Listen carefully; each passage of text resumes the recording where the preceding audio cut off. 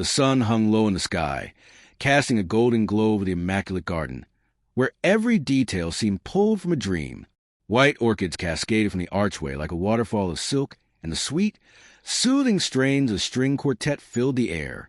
Laughter echoed across the manicured lawn as champagne flutes clinked, and guests swirled in their elegant outfits, basking in the warmth of the day.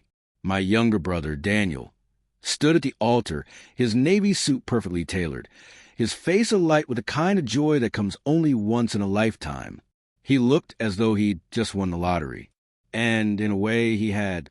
He was marrying Vanessa, the daughter of a powerful family whose name carried weight in every country club across the state, whose wine cellar could have filled an entire block. I was the best man, standing proudly at his side, sharing in his joy. But as the evening unfolded, I found my own pride shifting, slowly, imperceptibly. My wife, Lily, seemed different. Throughout the day, her smile had been absent, her eyes tense. Every toast, every glance exchanged between our friends and family made her grip my hand tighter and tighter. At first, I thought it was just her distaste for Vanessa, but that theory started to feel hollow as the night wore on. As the reception picked up and the slow dance began, Lily leaned in close. Her breath, sharp and warm against my ear, sent a shiver down my spine. "We have to leave now," she whispered. I blinked, taken aback. "What? Why?" "They're about to cut the cake," I added, confused, watching the sweet moments of celebration unfolding before me. But she didn't answer. She didn't offer any explanation. Instead, she grabbed her purse with a sense of urgency that left my chest tight. "I'll explain in the car," she said. The drive back was thick with silence. Lily stared straight ahead, her fingers fidgeting with her ring. I couldn't help but glance over at her as I drove, my tux still on, the bow tie loosened. The night felt surreal. I felt as though something was slipping through my fingers, but I couldn't place what. After a long stretch of quiet, I turned to her, finally breaking the stillness. "Lily," I said, my voice quiet but insistent, "what is going on?"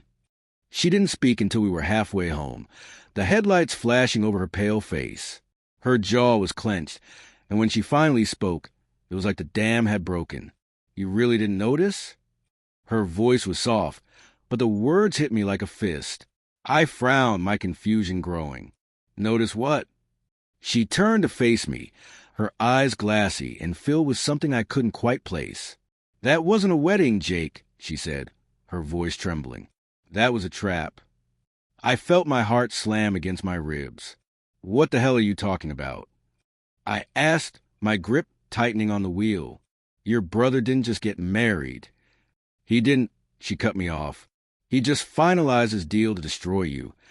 I pulled into the driveway, the weight of her words crashing down on me as I turned off the car. My mind was spinning, trying to make sense of what she was saying, but nothing made sense. We stepped inside the house, and Lily grabbed her phone, scrolling quickly before handing it to me. The email thread she showed me was like a punch in the gut. The subject line read, "Shareholder Transfer Agreement. Final Draft. Attached, our company's equity contract." I froze. My stomach dropped. Daniel and I co-owned a thriving logistics startup. 50-50, blood, sweat, and tears from the beginning. Every warehouse, every client, every innovation, we built it together. But as I scrolled through the email thread, a cold wave of dread washed over me.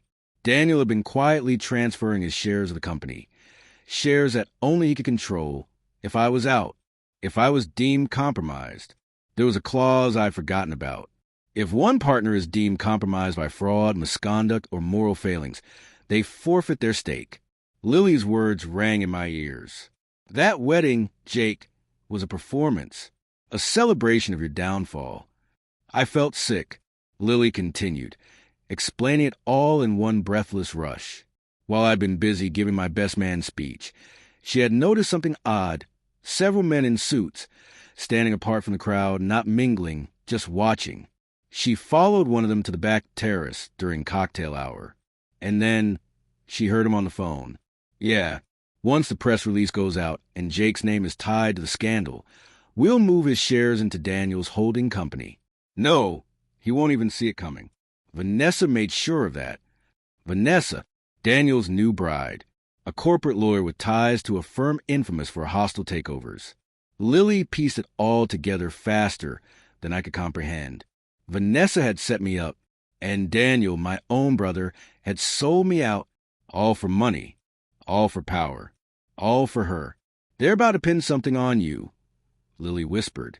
"I don't know what, fraud, abuse, maybe an affair, but they're launching it this week. That wedding wasn't just about love. It was about appearances, credibility, leverage." I sat there, stunned, the weight of betrayal settling on my chest like a 1,000-pound weight. They were going to destroy me, but I wasn't going to let them. Not quietly, not without a fight. The next morning, I didn't go to the office. I didn't call Daniel. I didn't scream or rage. I didn't send threats. Instead, I brewed a pot of black coffee, sat at the kitchen table, and opened my laptop. My hands no longer trembled. The fight had been taken out of me, but I was done being blindsided. They wanted war? I would give them strategy. Over the years, I'd built layers into business, systems, safeguards, backup admin rights I quietly established without anyone noticing. I had my fingerprints all over the company's security architecture, email systems, even proprietary logistics code. And Daniel? He had no idea that I still held the kill switch. I logged into the database. Vanessa's firm had been quietly redirecting back-end code to an off-site server, probably to clone our operations. Rookie mistake. I rewired everything in stealth mode, covering my tracks. Then, I downloaded the audit logs, the metadata, everything that would prove unauthorized access, breach of partnership agreements, and intellectual property theft. It was all there, timed perfectly with the wedding. Next, I opened a separate encrypted folder, a folder I created years ago out of sheer paranoia. Inside were the Slack messages Daniel had deleted, messages of him bullying junior developers, voice memos of his drunken rants about hiding money offshore, a time-stamped video of him signing a deal with a supplier we'd both vetoed, securing a secret commission. It all seemed petty back then, but now it was fuel. That night, Lily and I worked in sync. She handled the PR, reaching out to journalists anonymously, leaking selected snippets of Daniel's misconduct. I contacted my lawyer and prepared for emergency arbitration. I wasn't looking for a fight. I wasn't looking for a delay. I wanted a clean kill. At noon, Daniel called me, probably trying to smooth things over. I didn't pick up. Then Vanessa emailed me. "Jake, I believe there's been some confusion. Let's discuss the amicable dissolution of your stake." I didn't respond. Instead, I scheduled a company-wide board meeting for 9 a.m. the next day. No warning. I added one new guest to the attendee list. Special Agent Martin Reyes from the Federal Business Crime Division. I knew Vanessa's firm had cut legal corners. Daniel had doctored documents. This wasn't just a family feud anymore. This was fraud. The next morning, I walked into the conference room at 8:58 a.m. Daniel was already there, arms crossed, smiling smugly. Vanessa sat beside him, flipping through a leather binder as if she was in a client meeting, not a boardroom about to implode. The board members were seated, as were department heads, but at the far end of the table stood Agent Reyes. Daniel smirked at me. "Jake, this really could have been avoided. You've been emotional lately, distracted with your deployments and stress. Maybe this is a good thing." I didn't respond. Instead, I slid a black folder to the center of the table. "Let's begin." Inside the folder were emails, access logs, surveillance timestamps, and a notarized timeline. It wasn't just damning. It was an airstrike. Then I plugged in a flash drive. The first clip hit the screen. Daniel, drunk at bar with shady supplier, slurring. "Jake doesn't even know I skimmed half the margin. It's our secret." The second clip was Vanessa, caught on tape from a wedding terrace. Once the press sees the abuse story, he's done. We take the company by Tuesday. The room went deathly silent. Vanessa's face turned white.